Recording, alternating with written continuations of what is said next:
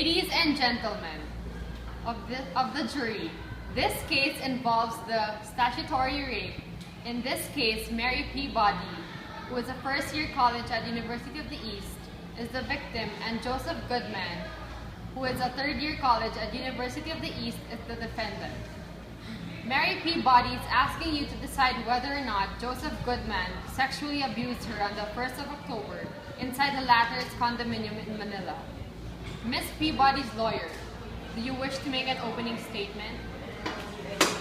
Yes, good morning everyone. Ladies and gentlemen, isa sa ebidensya na nagpapatunay na ang naaakusahan ay guilty as charged ay ang mga pasa sa aking kliyente.